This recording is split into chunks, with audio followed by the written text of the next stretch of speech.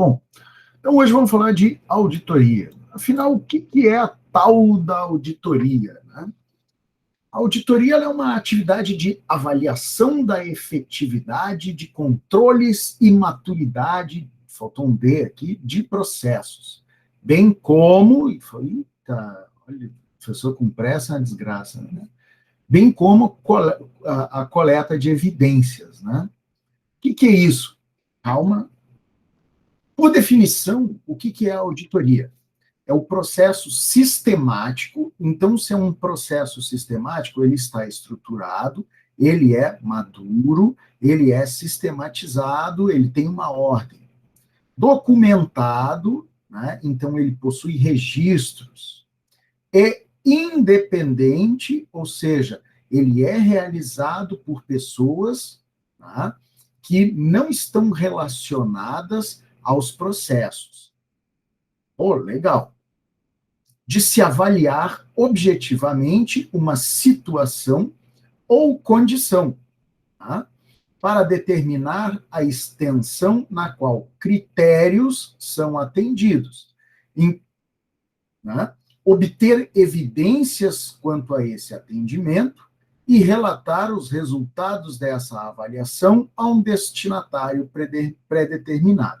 Então, por definição, a auditoria é isso aqui. Então, eu tenho um processo que ele é estruturado, ele é sistemático, ele é organizado, ele é documentado, ou seja, para cada passo eu tenho registros, e independente, ele é realizado de forma externa aos envolvidos naquilo ali, para avaliar se existe uma determinada situação ou condição, né, ou não, e quais os critérios que são atendidos. Pô, ficou genérico demais, né? Mas, assim, um exemplo, vou dar um exemplo bem idiota de auditoria. Tá?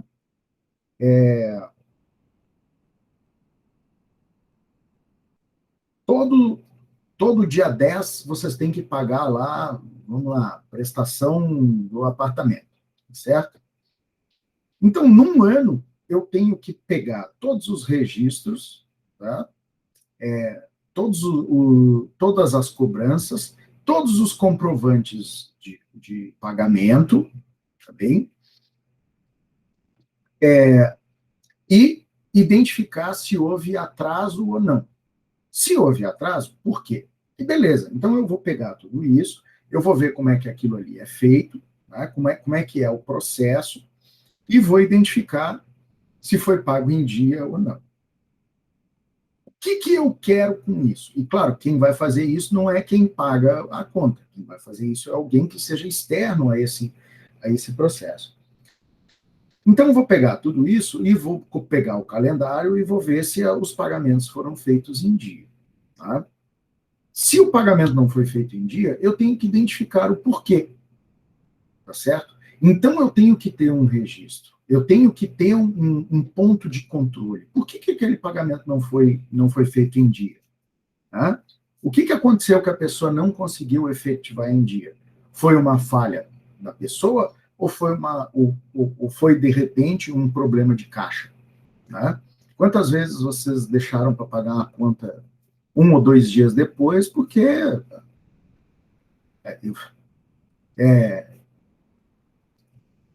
por causa eu recebo no quinto dia útil, né? Então minhas contas todas elas são lá entre o dia 10 e o dia 15. Agora por falta de dinheiro, né? Mas, aí a Receita Federal me manda uma cobrança de imposto de renda, entendeu? Que vence no dia 30.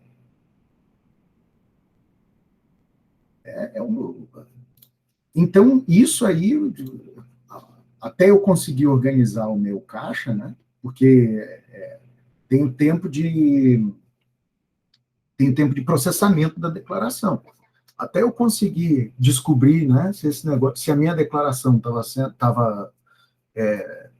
tinha ela precisava de, putz, falhou agora. ela precisava ser retificada ou não, né? Eu não sabia. Aí um belo dia eu recebo lá numa aplicação do Banco do Brasil, você tem, né, um agendamento. Aí eu fui ver o que que era, porque eu não tinha agendado nada. A Receita Federal me cobrando com débito em conta. Então, beleza, é um motivo de força maior. Então, o objetivo da auditoria é identificar se esse processo, né, de pagamento da conta, por exemplo que eu dei, ele está acertado, ele tem controle, está tudo documentado. Tá? Então, vamos dizer que a pessoa que faz o pagamento de uma determinada fatura, ela tem um agendamento lá, ela tem um sistema que controla se aquele pagamento foi ou não realizado, né? Ela tem um acompanhamento do fluxo de caixa, né, de disponibilidade de recurso para pagamento daquilo. Existe um processo onde ela documenta tudo aquilo e coloca num sistema, enfim, a gente pode ficar viajando o resto da noite aqui. Mas a auditoria ela tem por finalidade olhar para isso e identificar se esses pontos de controle, né, eles são efetivos. E é por isso que a nossa disciplina ela começou lá com a gente falando de controles internos. Então, por quê? Para garantir que os processos eles têm os pontos de inspeção. Tá? E a auditoria, ela simplesmente vai fazer um cara crachá e vai ver se aquilo ali foi efetivo ou não, se aquele ponto de controle, né, ele é efetivo ou não, e se é, né, é, e houve alguma distorção no processo, vai identificar o porquê ou vai identificar que o ponto de controle ele não é efetivo, tá certo? E identificando isso, eu vou ter que obter evidências. Como é que eu obtenho a evidência? Se houve um atraso no pagamento da minha conta, vai aparecer lá uma fatura com multa, vai aparecer a data do processamento, né? Vai aparecer lá no meu no meu extrato financeiro qual é qual foi a data que o pagamento foi efetivado. Então, a gente consegue olhar para essas informações e inferir se aquilo ali estava adequado ou não. Tá? E a partir do momento que eu tenho essas evidências, eu tenho que relatar os resultados. Aí eu vou fazer um relatóriozinho lá dizendo, olha, tá? Lá no mês de junho houve um problema no pagamento, né? Por quê? Porque o controle estava errado, porque a instituição bancária ela não mandou em tempo, porque houve né, a cobrança. Antigamente a gente tinha o problema do correio não entregar a correspondência, hoje é tudo eletrônico. Então, assim, a pessoa que está fazendo a auditoria, ela vai olhar para tudo isso, vai ter que elaborar um relatório dizendo o que está acontecendo. Beleza? Então, a auditoria ela é um processo sistemático, é um processo organizado, é um processo que tem tarefas encadeadas. E ele confronta dados observados por profissionais com os critérios de auditoria. Então, eu tenho que saber o que eu estou procurando, eu tenho que saber qual é o motivo da minha auditoria. Tá? Eu tenho que saber para que serve.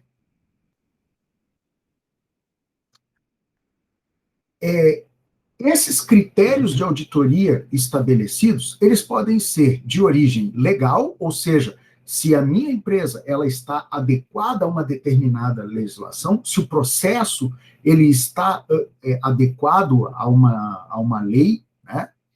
Ou a uma norma técnica, uma norma institucional, né? Ou a critérios técnicos, tá? Uma coisa é uma norma, a outra é um critério técnico. Ou se, então, o meu processo ele está adequado com boas práticas de gestão. Então, a auditoria ela serve para isso, ela serve para olhar para um determinado processo, olhar para um conjunto de atividades e ver se aquilo ali não é se está certo ou está errado, mas se ele está de acordo com o que está escrito em algum lugar. De uma maneira bem simplória. Né? Quando a gente fala de certificação, processos de certificação, a empresa tal tem certificado de conformidade lá com a ISO 9000. Então, eu tenho uma norma técnica, tá, que foi elaborada por uma instituição acreditada, né, no mercado, no caso, uma instituição que trabalha com normatização, né, e dentro daquelas normas, né, que foram publicadas, vai um camarada lá, lê as normas e faz um levantamento de todos os processos dentro da, ou pelo menos aqueles que estão relacionados com o escopo da norma, e avalia se existe conformidade ou não, tá? Se aquilo ali tem um nível de adequação que a gente considera razoável. E não é razoável meia boca, é razoável de não é, de similaridade. A partir do momento que o meu processo interno, né, o meu ambiente, ele tem uma similaridade razoável com o que está escrito na norma, então quer dizer que aquilo está parecido. Né? A gente pode olhar para aquilo e falar assim, tá beleza, né? Então tá dentro do que se espera. Então, o processo de auditoria é isso. Tá? Eu tenho uma empresa que vai lá, normalmente é uma empresa externa, vai na minha empresa, pega a norma, né, olha para os meus processos e vê se os meus processos estão razoavelmente alinhados com o que está escrito na norma. Se tiver, o cara vai me dar um relatório, né, dizendo o que está certo, o que precisa de ajuste, e dependendo do grau de similaridade com o que está na norma, ele vai me dar um certificado dizendo, olha, meus parabéns, você foi certificado na norma ISO 9000, né, para processos. Tá bem? Então, esse é o objetivo da auditoria, é olhar, fazer uma análise criteriosa dentro da empresa e ver se aquilo ali está alinhado com os critérios estabelecidos. Bem? A auditoria ela pode ser classificada como auditoria interna ou auditoria externa. A auditoria interna ela é realizada por pessoas de dentro da empresa. Tá? Então, vamos lá, algumas empresas maiores, elas têm a área de conformidade ou de compliance, né, como o pessoal gosta de chamar. O brasileiro adora dar nome estrangeiro para as coisas. Né?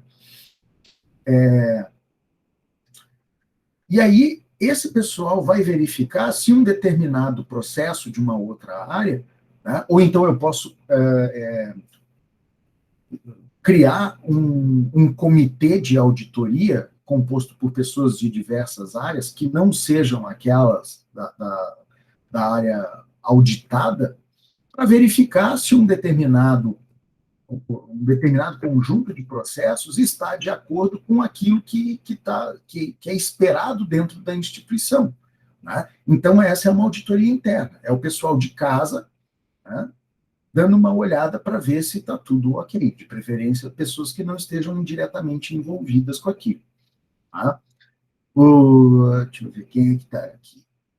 Os meus orientandos, tá? Estou vendo 2, 3. Só tem 3 aqui. Quem são esses pobres coitados? Essas pobre coitado é o orientador, né? Orientando que sofre também. O orientando que sofre, tem orientando que 3 horas da manhã tá buzinando na minha orelha. Mas isso aí tem que expulsar ele, né? Eu sei até quem é. Não, mas eu vou te dizer que não tem um só. Não, eu sou até meia-noite, eu não passo disso aí. Não, tem uns que passam. Tem uns que passam. Um deles não participa dessa disciplina. O outro, sim. né? O outro eu sei que deve estar no desespero. Conheço. Ai, sexta-feira recebeu um monte de alteração para fazer no TCC. Sexta não, quinta-feira, que hora que eu te mandei a mensagem? Mas já era meia-noite, já é no outro dia, sexta. 23 horas e 22 minutos. Ah, eu tava Linguaruda. dormindo lá já. Linguaruda, na quinta-feira ainda. Tudo lá. Meia hora para sexta. Mas ainda era quinta. Tá? É que nem bit. Ou é 0 ou é 1. Quinta é quinta, sexta é sexta. Mas tá pronto já arrumei tudo. Excelente. Muito bom. Depois a gente conversa a respeito disso. Vou ver se eu tiro o seu nome do meu caderninho preto ou não. Beleza. Tá? Vou voltar aqui, né? Então, nem me lembro mais porque que eu falei. Sim, os meus orientandos, né? Que é isso aqui? Pedido de ajuda, só isso. É uma pesquisa que eu tenho que fazer um levantamento, aproveitar que tem pessoas online. Mas que cato é isso aqui? É para faculdade. A minha mulher precisa fazer uma pesquisa pro curso dela, e daí, se alguém quiser ajudar respondendo, me ajuda. Eu posso responder mais de uma vez?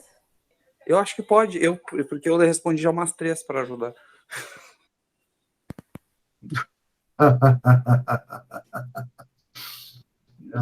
Tá bem. Poxa, cara casado aí, né? Pô, 10 anos que a mulher tem que ajudar, a mulher tá fazendo a faculdade também. 10 anos? Mas com quantos anos você tá, Adriano? Eu tô com 26.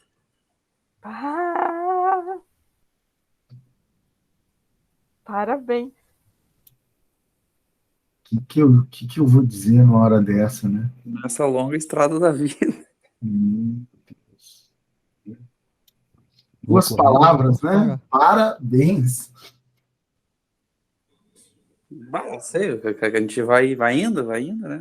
A pessoa tem que somar, né, Fernando? Se o cara quer estudar, ela quer estudar, então bora. Não, com certeza. Com certeza. Não é uma crítica, né? Mas com a idade de vocês, eu não tava. Não, eu tenho que engolir minhas palavras, porque eu casei com 28. 29, 28. Eu casei ano passado, então. Enrolei 9, né? Então tá bom. Não, mas eu não namorei tanto tempo assim. Mas voltando ao assunto, né? Esqueci do nome. Depois a gente continua o papo de boteco, porque até está sendo gravado isso aqui, vai que daqui a pouco dá um rolo danado. Vamos lá. Então, como eu estava falando, a auditoria, né?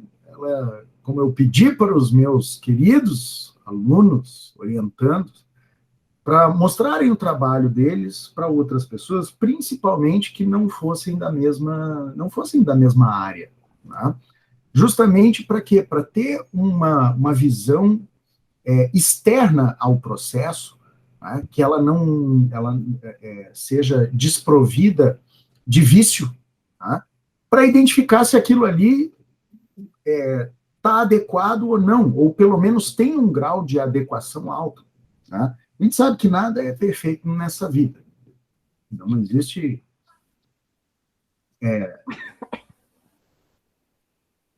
Isso foi sarcástico? Não, foi tosse. Bom. É Covid? Não, Deus livre. Eu vou mutar. Não. Não, pois é. Me perdi. Sexta-feira vocês ficam me fazendo falar besteira aí. Então, por quê? Porque é uma pessoa externa àquele processo, entendeu? Que vai conseguir enxergar as coisas, como a gente gosta de dizer, né? Fora da caixa. Pensar fora da caixa é você tentar quebrar com aqueles processos quadradinhos, né? Aqueles processos viciados que a gente tem. E, normalmente, quando uma pessoa está fora do dia a dia, ela consegue enxergar nuances, ela consegue enxergar aspectos dentro daquele processo, né? Ela consegue fazer perguntas que são diferentes daquelas que a gente, né, faria. Vocês já viram um monte de meme aí na internet, né? Né, de projeto de software, né? Como é que o analista pensou, como é que foi especificado, como é que, né, o desenvolvedor desenvolveu, né? Aí chega o usuário, né? Aí não, o pessoal de teste fala, não, o usuário nunca vai tentar fazer um negócio desse, né? E aí não faz uns testes bizarros. E aí o usuário vai lá e consegue, né? Então, a gente sabe que é bem complicado. Então, por isso, ter uma visão externa, né? Seja ela uma visão externa ao processo, mas dentro da empresa, ou uma visão externa ao ambiente da empresa, e aí é aqui que entra a consultoria externa, né? São bastante importantes. Bom, a auditoria, como qualquer coisa, ela é dividida em 3 fases. Primeiro, o planejamento da auditoria, a fase de execução e a terceira fase que a gente chama de comunicação, que é a elaboração de um relatório.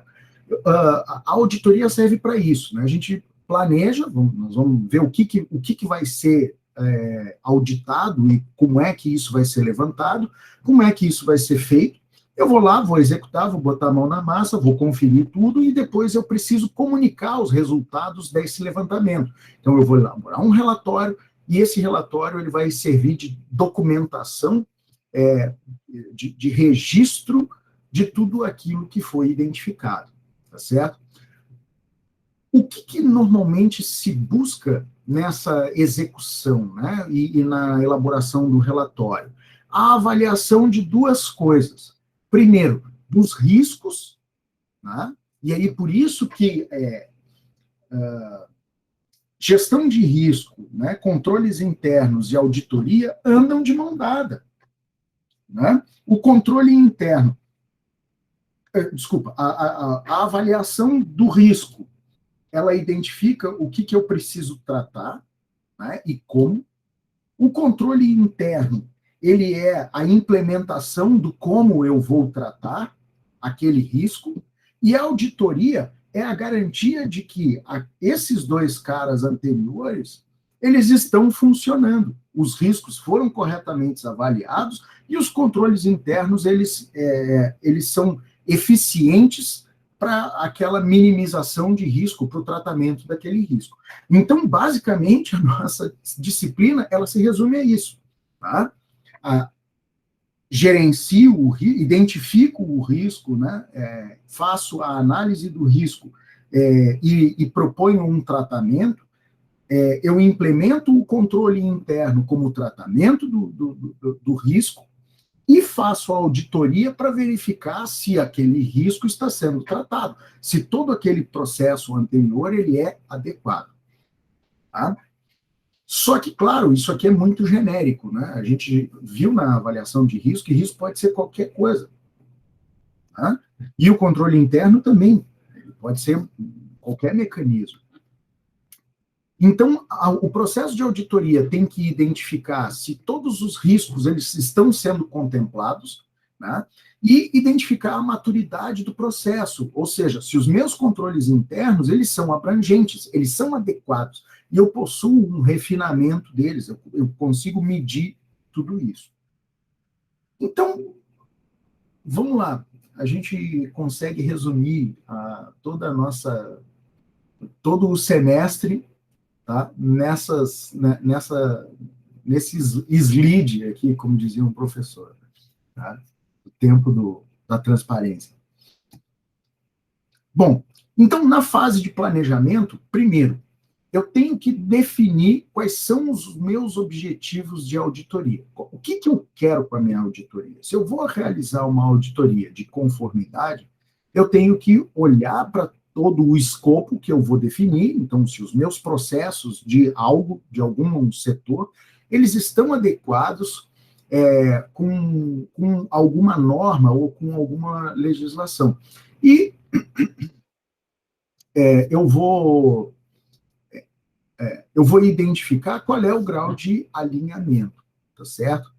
eu tenho que definir como é que vai ser esse processo de auditoria, ou seja, quais são as tarefas que elas vão ser levadas adiante e como é que elas vão ser divididas, quem é que faz o quê. Bem, claro, às vezes a auditoria ela pode ser realizada por uma única pessoa, mas em grandes empresas, às vezes é um time, né, de multidisciplinar que vai fazer a auditoria. Então, eu preciso de um contador, eu preciso de um advogado, eu preciso de um analista de TI, eu preciso de um engenheiro, né? Então, a gente vai longe na quantidade de gente envolvida para realizar uma auditoria. E eu preciso levantar quais são os artefatos que eu vou utilizar, certo? O que são esses artefatos? São as coisas que eu vou olhar, sejam processos, sejam documentos, né, registros, sejam ambientes, sejam equipamentos, enfim, né, coisa, gente, né? Então, e depois a gente passa para a fase de execução, onde eu vou ter a testagem dos controles, né, e vou levar. Como é que funciona essa testagem dos controles? Então, vamos lá. Todo mundo aqui já usou um sistema de ticket, né? Alguém não sabe o que é um sistema de ticket? Um sistema de chamado? Duvido muito que ninguém conheça. Não, Cauê, nunca usou. Para de contar história. Nunca usou um sistema de chamado. Nunca entrou lá na. Nunca trabalhou, professor, sustentado pelos pais, por isso que ele não conhece. Eita. Jogando bullying. O sistema de ticket, ele tem um conjunto de registros de auditoria. Lá diz, quando vocês vão abrir um ticket, por exemplo, eu entrei lá no site da minha operadora, né? E estou com indisponibilidade de internet aqui. Né? É claro que eu roteei do meu telefone celular para conseguir abrir isso. Tá? Ou entrei lá no aplicativo e abri um chamado. Beleza, o sistema ele vai coletar uma série de informações que eu vou inserir, mas ele também precisa de algumas evidências, alguns registros, né, que eles são... como é que eu vou... Eles são para auditoria. Então, quando eu vou abrir um ticket lá, o sistema vai registrar qual é o meu endereço IP, né, qual é a máquina, qual era o equipamento que eu estava utilizando, ou pelo menos de onde eu estava me conectando para abrir aquele ticket. Por quê? Porque daqui a pouco pode estar havendo uma tentativa de invasão no sistema, né, que eu posso estar com uma tentativa de utilização indevida de recursos, enfim, uma série de...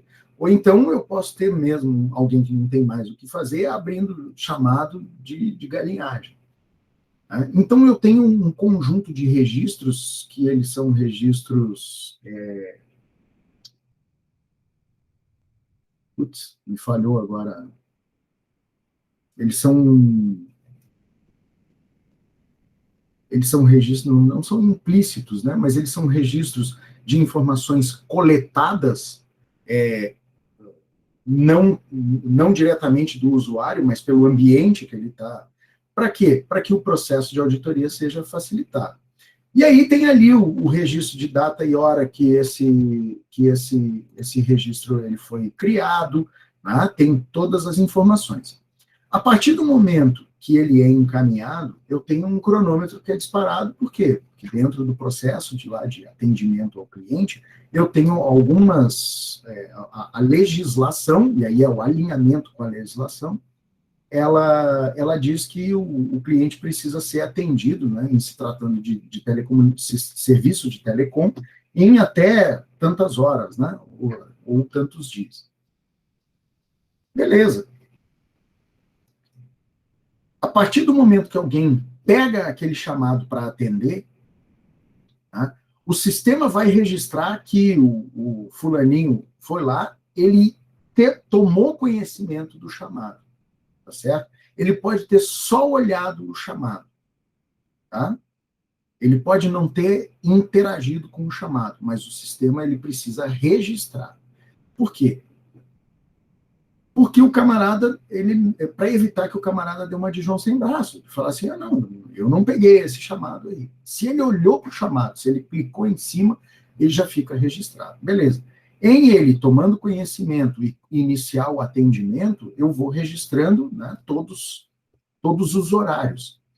Né? Quem foi que manipulou aquele chamado, quais foram os horários de manipulação, e depois eu vou registrando aí sim a atividade. Então, o que está acontecendo aqui? Né? O que eu estou descrevendo para vocês? Eu estou descrevendo para vocês um processo que ele tem controles, ele tem pontos de controle, tá? Ele tem mecanismos de controle. Então, se alguém reclamar na Anatel, e a Anatel chegar na operadora lá e falar assim, olha só, cadê o registro desse negócio aqui? O usuário está dizendo que você não atendeu dentro do que a legislação ampara. Aí o cara vai puxar no sistema dele e vai dizer, olha, eu acho que o cara está equivocado porque eu tenho todos os registros aqui. Ou então ele vai dizer, realmente, eu pequei aqui, eu falhei aqui, e o atendimento não foi dado, não foi, agora que eu vi que eu estava com a câmera desligada, o atendimento ele não foi levado adiante no tempo que deveria ter sido, conforme a legislação ampara. Então, beleza. E aí, tá, cabe à gestão decidir o que faz com isso. Tá? Então, a auditoria ela vai levantar todas as evidências do que aconteceu.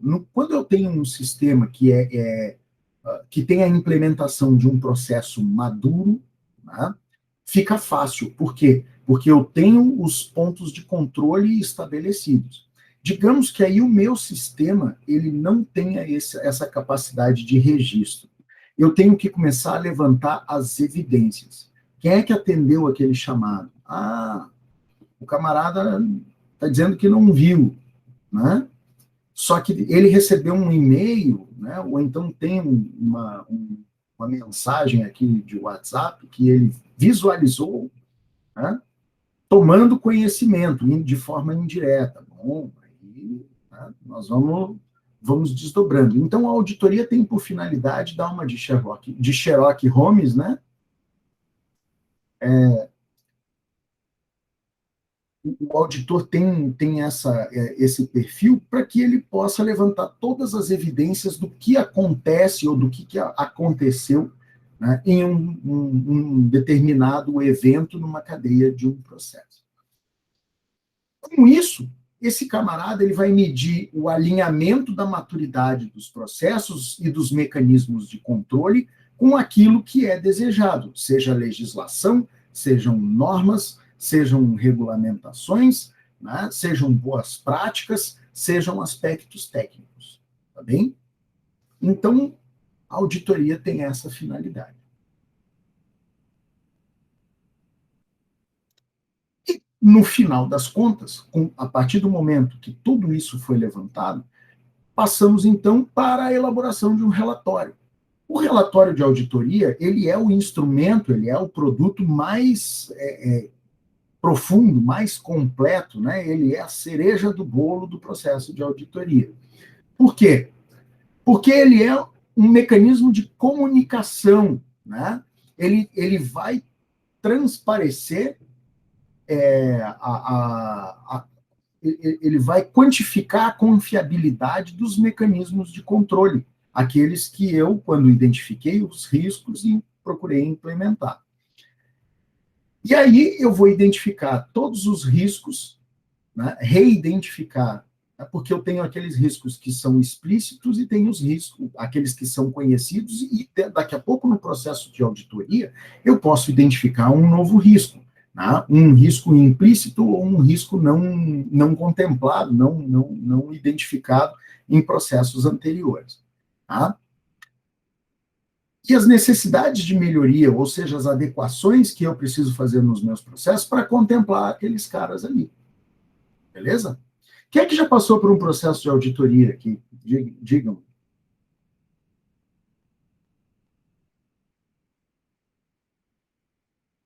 Olha, processo de autoria eu não passei, mas eu já fiz. Como o outro lado da moeda. Vamos lá. Eu já passei por auditoria Microsoft. Ei, quem nunca passou por uma auditoria Microsoft? Delicinha. Lá na empresa eles têm que fazer também aquelas auditorias contábil, fiscal. Isso. Também, A tua empresa trabalha onde mesmo, John? Eu trabalho numa indústria. Uhum. Provavelmente,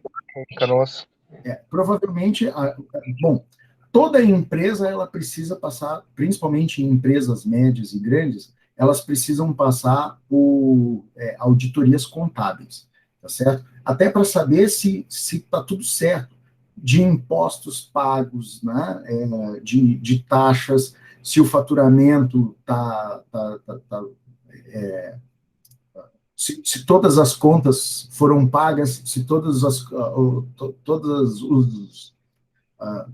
né, se o faturamento está ok, né, se tudo aquilo que foi vendido, se tudo aquilo que foi produzido foi faturado de fato, né, então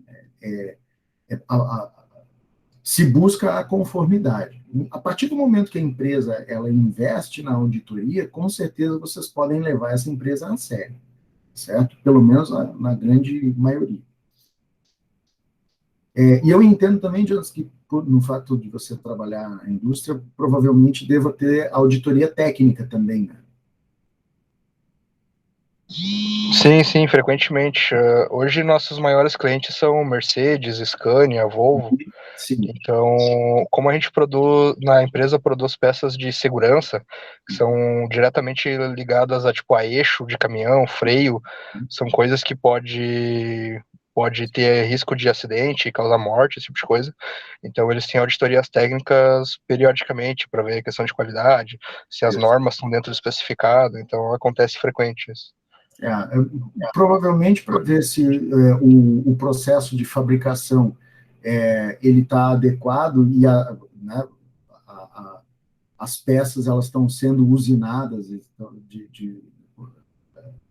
com os materiais adequados, né, e com as técnicas adequadas, e dentro das medidas especificadas, né? Provavelmente são esses 3 pontos-chave aí. E, claro, o resto. Tá? Então, isso é um negócio bem interessante. A auditoria ela não é só contábil, ela não é só de gestão, ela também pode ser técnica, né? Como a gente teve aí. E a auditoria da Microsoft, ela é uma auditoria fiscal, né? Ela é uma auditoria de patrimônio, porque ela vai atrás, ela é uma empresa que vende um produto que ele é de fácil distorção de aplicação, vamos colocar assim, né? Para não falar pirataria. Então, o licenciamento, ele é como se você comprasse 2 carros, emplacasse um, né? E o outro você clona a placa. Tá? Então, bem ou mal, um deles é quente e o outro é frio. Tá? Mais ou menos isso. Eu compro o Windows, instalei em 2 máquinas, então eu tenho uma licença instalada em 2 equipamentos. Um deles é um clone, um deles é frio. Tá? Então, o objetivo da Microsoft, enquanto proprietária do direito intelectual, de verificar se aquilo que você comprou é aquilo que você está aplicando. Tá? O problema maior desse licenciamento por core, Jonathan, é que, assim, eu considero esse modelo aí, ele ultrapassado, né? porque a Microsoft parece que, em termos de licenciamento, está sempre, principalmente de sistema operacional servidor, está sempre um passo atrás. Tá? Quando se falava quando se começou a falar de multiprocessamento, a Microsoft levou um tempo para se adequar, né? Porque antigamente eu tinha lá a licença normal com um core só, né? Que custava X, aí a multicore custava 10X. Só que assim, quem é que tinha multicore? Né? Só grandes empresas. O problema é que o multicore chegou no desktop. E a Microsoft continuou cobrando um caminhão de dinheiro por aquilo. Aí quando eles resolveram se dar conta, né, que aí que na verdade não era multicore, era multisocket, né, era multiprocessado. Aí eles começaram a cobrar por core, né? Que aí até tantos core é barato, aí o preço ele vai subindo de maneira exponencial. Só que aí, hoje a gente tem plataformas de virtualização, né? A gente tem ambientes em nuvem, que assim, não importa o que tem embaixo, ou o que tem embaixo pode mudar da noite para o dia, né? E aí começa a complicar. Aí a Microsoft está lá sempre se batendo. Comprar um sistema operacional Microsoft licenciado direitinho para usar em um ambiente de data center, né? Ou é complicado de você alinhar a licença, ou então você paga um caminhão de dinheiro por uma licença que aí você pode fazer qualquer coisa, né? Você pode rodar quantas instâncias você quiser, você pode botar em quantos núcleos você quiser. Então, é bem chatinho isso. No ano passado eu comprei 2 licenças para os nossos hosts lá. Foi 110 mil. Licença de 2019 Data Center. Mas, e aí é uma licença que você pode fazer o que você quiser. Entendeu? Você pode levantar quantas instâncias você quiser. Sim, pode levantar quantas VM daí. Isso. Tá? Aí sim, só que aí você paga um caminhão de dinheiro. Né? Isso é que eu acho que ainda falta a Microsoft bolar um mecanismo um pouco mais... um pouco menos tosco, vamos dizer assim. E aí vira um inferno, né? Porque uma coisa é fazer auditoria em estação de trabalho. Estação de trabalho, uma licença, ponto. Né? Ali, cara crachá. Se veio junto com a máquina, né? Principalmente se é máquina de fabricante já consolidado aí, né? Comprar uma Dell, uma Lenovo da vida, uma HP, você não tem muita preocupação, tá lá a nota fiscal e era isso. Né? O licenciamento, inclusive nas máquinas que tem boot por EFI, ele é no hardware. Então não tem que ficar esquentando a cabeça com isso. Agora, quando passa para a parte de servidor, aí vira um inferno. Vira um inferno. Até porque também nas últimas, a cada nova versão de Windows Server, o licenciamento é diferente. Se eu não me engano, acho que da 2016 para 2019 não mudou muita coisa. Mas é chatinho. Bom, então assim, a partir do momento que eu faço a auditoria, e aí vamos pegar o gancho aí da Microsoft, os caras vão destrinchar tudo, eles já fizeram o dever de casa, né? Eles planejaram, definiram qual eram os objetivos, definiram qual era o escopo, né? Já tem um processo elaborado, ele vai chegar um pessoal com as tarefas divididas, eles vão levantar os artefatos e vão executar, vão começar a testar, vão ver, né? Você vai ter que apresentar todas as evidências de que o seu processo está ok, né? E eles vão medir, eles vão ver o que você tem que estar certo e o que está errado e a quantidade disso. E aí vocês vão receber aquele relatório lindo e maravilhoso, tá? Dizendo o que tem que está conforme e aquilo que precisa ser adequado. E vão te dar um prazo para você fazer isso sob pena de multa. Tá? Lá, nesse relatório, vai conter, né, fatos constatados e de relevância, eles vão dizer, olha, isso aqui está certo, isso aqui está errado, isso aqui está adequado, isso aqui precisa de ajuste, porque às vezes não é que está errado, né, mas também não está certo. Então, às vezes precisa só de adequação. Mas, foi a pessoa agiu de boa fé, ela não agiu de má fé, mas por algum motivo, por desconhecimento, pela complexidade, né, do processo, alguma coisa ela precisa ser ajustada. Sugestões e recomendações para as melhorias efetivas e os procedimentos não observados, né? O que não foi, o que não está de acordo. Esses relatórios, eles podem ser de vários formatos, de várias formas. Eles podem ser elaborados, né, com um enfoque que normalmente ele vai ser o sintético, né? O relatório da Microsoft é um relatório sintético. Eles vão mandar uma planilha para vocês, falando, isso aqui tá, o resultado é esse, tá certo? Aquilo que não está conforme, vocês se virem. Tá? Ou ele pode ser um relatório analítico. Por exemplo, principalmente quando eu vou fazer uma auditoria de gestão ou uma auditoria contábil, eu vou ver o que está conforme e o que não está, e eu vou fazer uma análise daquilo. Eu vou dizer ali o porquê que não está, né? Qual é a legislação que precisa ser adequada, qual é a norma que precisa ser seguida, né? Desculpa, qual é a legislação que ampara a necessidade de adequação daquele item. Tá? Então, esses relatórios, ou é um relatório simplificado, cara crachá, para você, né,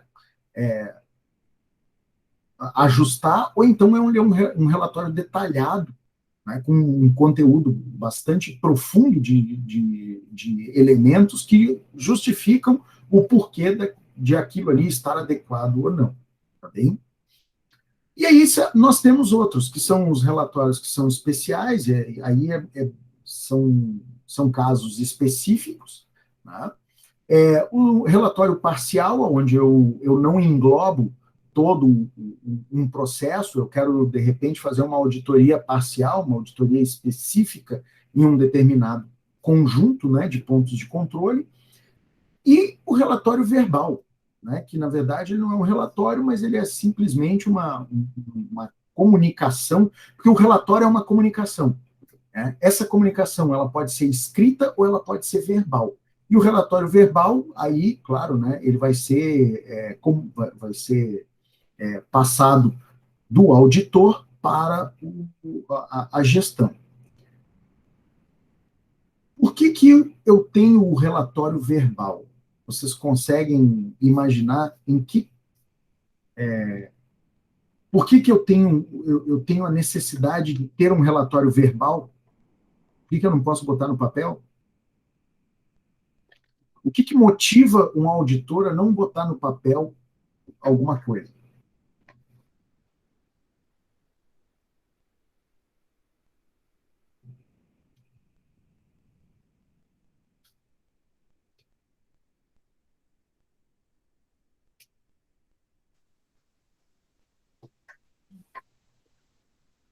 Vai, Bibi, eu vi que você abriu o microfone, que você pensou alguma coisa.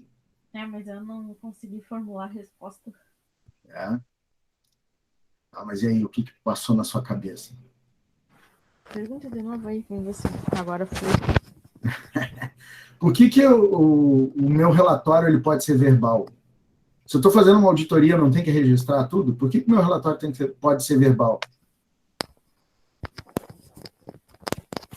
Mas não consegui ainda, não fluiu. É a reação da pessoa? Não, mais profundo do que isso. Ver.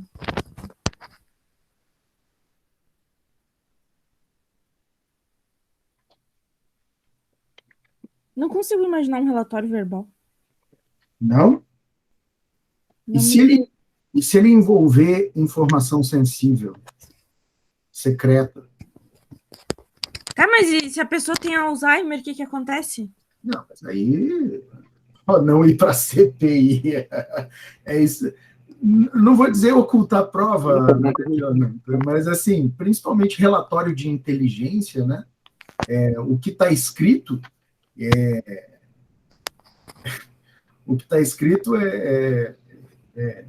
é só uma parte daquilo que... É verdade, que ocorre Não. de fato. De informação que é levantada, né? De informação que é comunicada. Que tem coisas que não podem nem... Mas elas precisam estar em algum lugar registrado. Não, mas aí é que tá. A partir do momento que o meu auditor ele vai fazer um levantamento, ele pode me entregar um relatório sintético e um verbal. Ele pode falar aqui o sintético, mas deixa eu te contar uma história, entendeu? Tá. Agora faz sentido. Tá? Ou às vezes ele vai falar, o verbal é verbal mesmo, relatório falado. Então, professor. Diga. Mas nesse caso, por exemplo, o auditor pode pegar a documentação assim e verificou alguma questão que ele quer ver se está de acordo com aquilo ali. Às vezes pode ser assim, olha, eu verifiquei indícios de fraude. Né? Quando eu estou fazendo uma auditoria investigativa, principalmente, antes de elaborar um relatório final, né, por exemplo, eu faço um relatório parcial, eu não emito documento nenhum. Desculpa, eu não faço um relatório, eu faço uma auditoria parcial, eu posso não emitir documento nenhum. Eu faço um levantamento e chego para o gestor e falo assim, olha, nós vamos ter que refazer a auditoria e fazer uma auditoria completa, ou uma auditoria mais abrangente, para quê? Para verificar, porque eu identifiquei indícios de fraude. Né?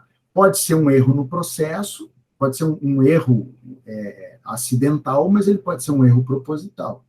E aí, o que você faz? Você não alerta os gansos. Você faz um relatório verbal para o gestor e fala, vamos dar um tempo e nós vamos observar o que acontece, e enquanto isso nós vamos levantando a documentação. Então, é um processo investigativo, né? A auditoria, ela é um processo investigativo e que gera uma saída de informações. Tranquilo, né? Então, acionou o plantão. Não me fale em plantão que até segunda, às 8 horas da manhã, às 7h59, meu telefone pode tocar. Plantão tô eu amanhã. Que droga. Estar de plantão é fazendo o teu trabalho, dona Bibiana. Quem dera. Tá pronto? Eu já falei que tá pronto. Aí que tá. Quem tem que fazer essa avaliação é o tio aqui. Né? Mas daí é tu que vai avaliar se tu quer passar mais trabalho ou se vai aceitar do jeito que tá. Aí é que está. O meu objetivo é que o seu trabalho saia bacana, seu trabalho saia, dá trabalho para mim, mas eu vou, com certeza, né, quando, no dia da formatura lá, vocês vão falar assim, que gordo, mala, ainda bem que eu passei. Eu só não vou botar os agradecimentos, aí vai ser surpresa. Ó, o Jonathan tem o plantão do TCC, é isso aí. Ontem foi corujão, ontem eu fiquei com o Edward, acho que até uma e pouco da manhã. E na quinta-feira eu fiquei até as 3h30 com outro cidadão. Não, professor, tem que botar eles fazer sozinho o negócio, como assim? Eu mal te alugo ali meia hora. Não, mas é que, na verdade, eu estava trabalhando e eram 2 da manhã quando o Carlos viu que eu estava online. E aí resolveu tirar dúvidas. Se passou, né? Vai tá certo. Cadê o Carlos aqui? Cadê o Carlos? Eu sei onde é que ele está. Sentado na frente do computador. Fazendo TCC. Lógico. Eu vou te mandar aqui já o arquivo. Mas continua aí, senhor, continua. É lógico. Até porque eu deixo sempre uma aba aberta aqui para ver se ele está trabalhando. Tá monitorando ele? Tô. E puxo as orelhas, de vez em quando eu escrevo lá, trabalho. Ô, Fernando, a gente vai ter que sentar também para discutir sobre um escopo. Olha. Tá meio complicado aqui. Nada é complicado. A Sarbanes-Oxley não é tão simples, não, quanto eu pensava. Não, ela é gigante. ela é gigante. É verdade. Né? Até porque quem faz norma tosca somos nós aqui. Não, beleza, mas eu vou te chamar aí um dia pra gente conversar. Já antecipando.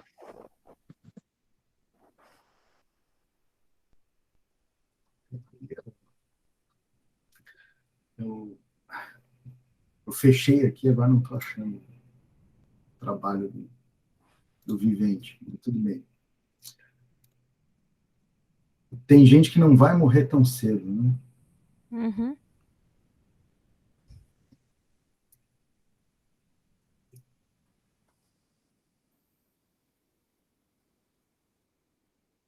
Acho que nem ouviu, né? Ô, monstro, tá ouvindo a gente?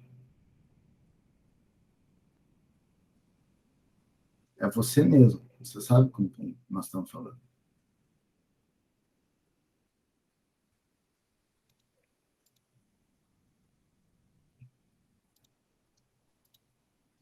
Deve estar se batendo para achar o microfone.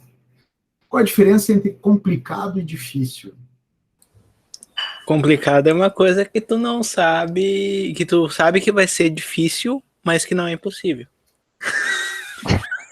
Ai, meu Deus. Aí complica, né? É. E o salário?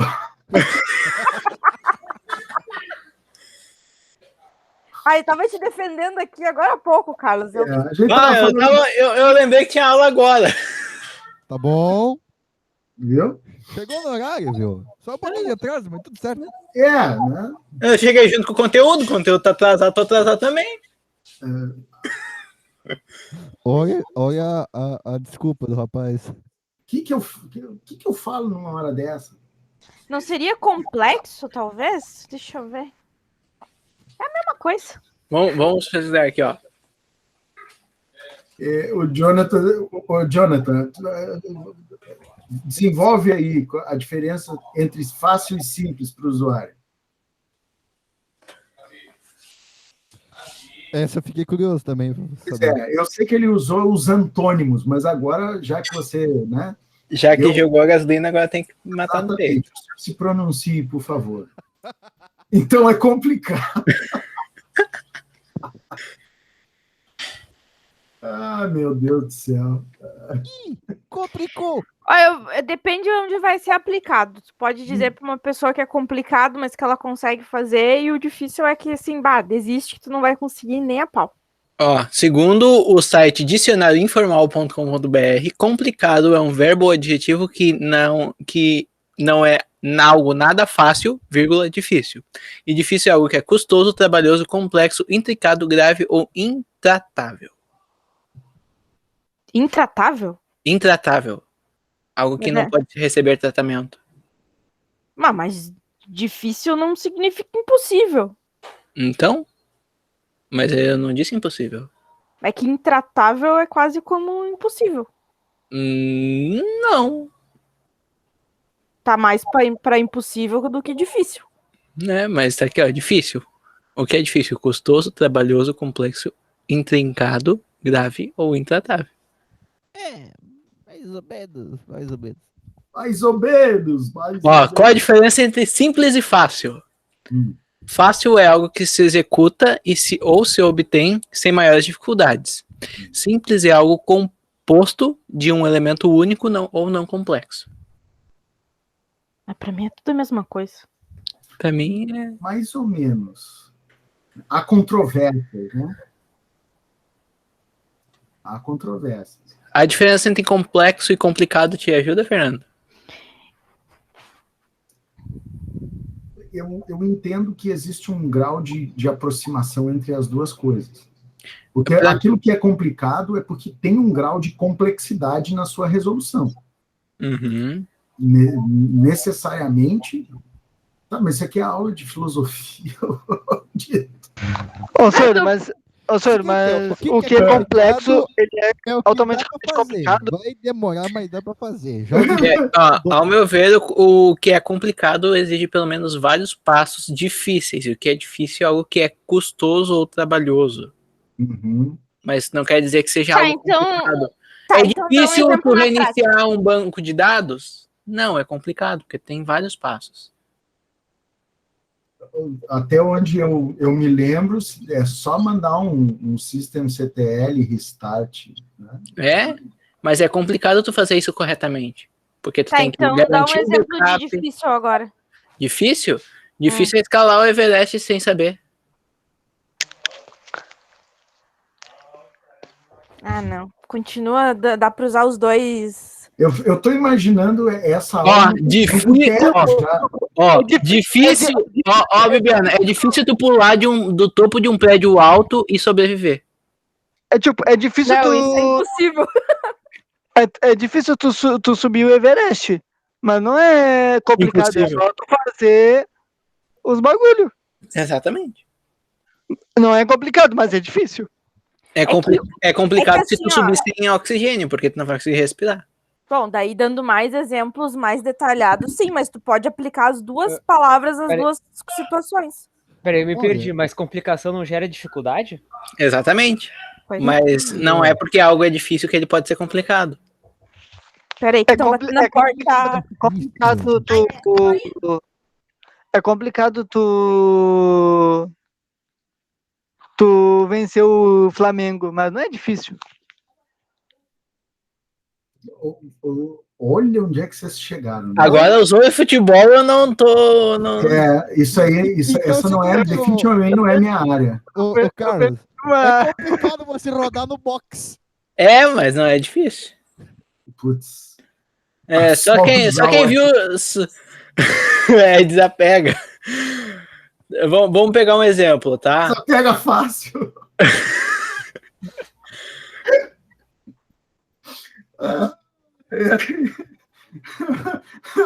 Ô, Thelmo, o causador disso é você. Professor, é complicado ser professor, mas não é difícil. É difícil ser orientador. O que eu vou dizer, né? Eu acho que hoje tá complicado, né? Voltei. Ô, Bibiana, a gente... Seguinte, galera, é difícil a gente seguir o conteúdo?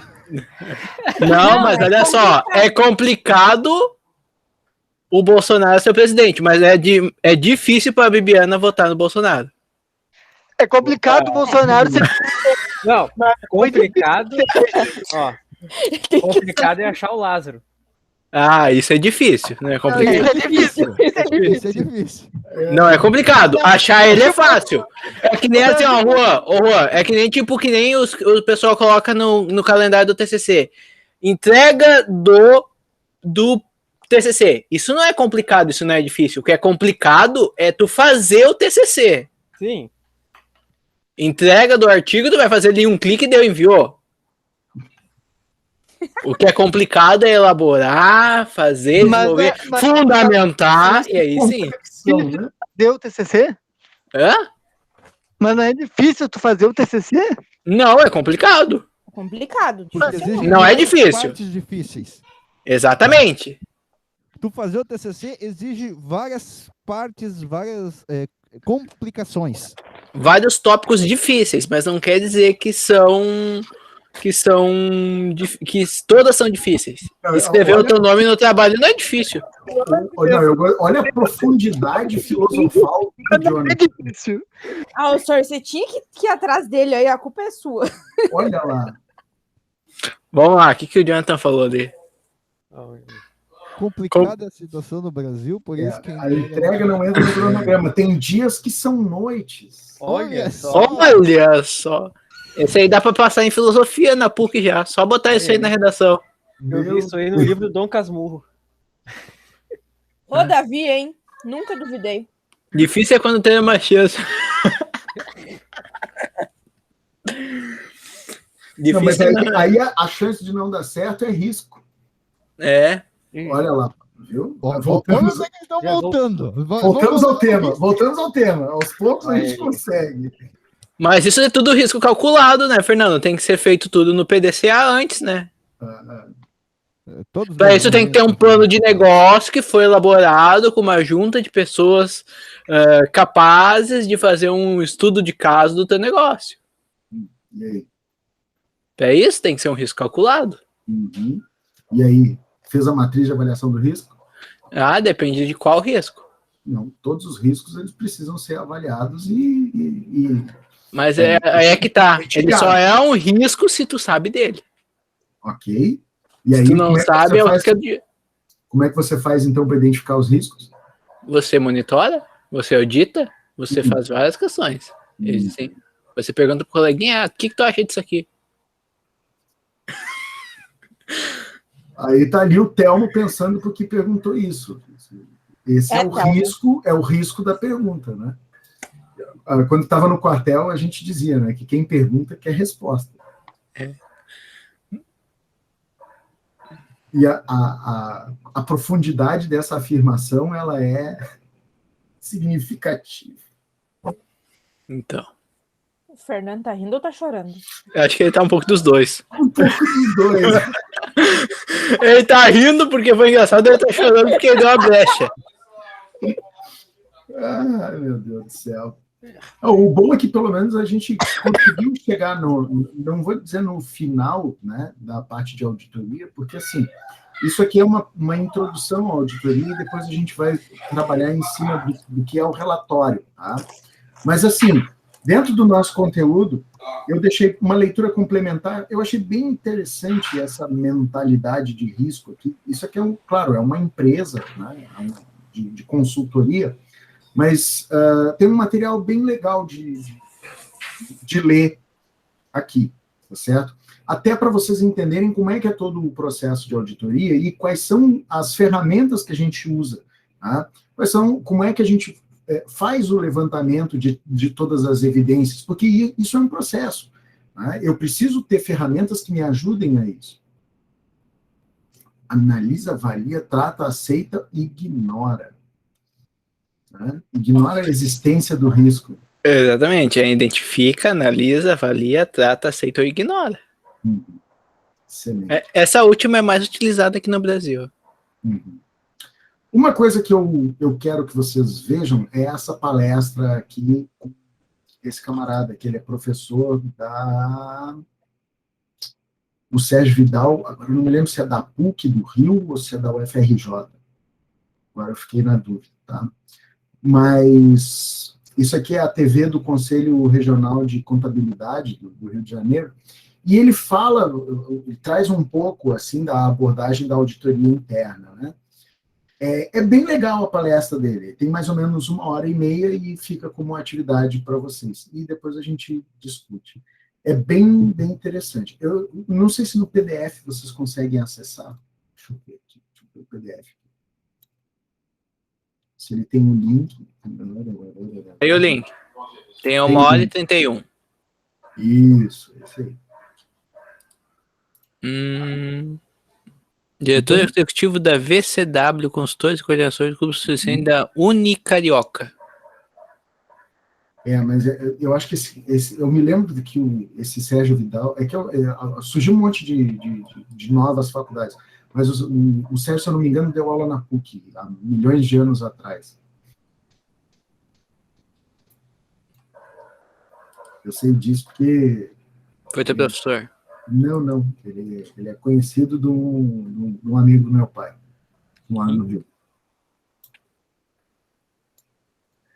Enfim, mas é bem interessante essa palestra dele. E até ele traz um pouco de como é que é o processo de auditoria dentro das empresas, né? Isso aqui é um bate-papo bem descontraído, assim, onde ele traz algumas coisas. Então, eu quero que vocês deem uma olhada nesse vídeo, que tem um material bem legal, bem rico, que na próxima aula a gente vai tratar de relatórios de auditoria, tá? Pelo menos para dar uma olhada no quais são os tipos e o que eles contemplam. Vamos pegar alguns exemplos do mundo real. E CESFIN. Tá? Então, encerramos por aqui, deixar eu encerrar a gravação. E aí vocês podem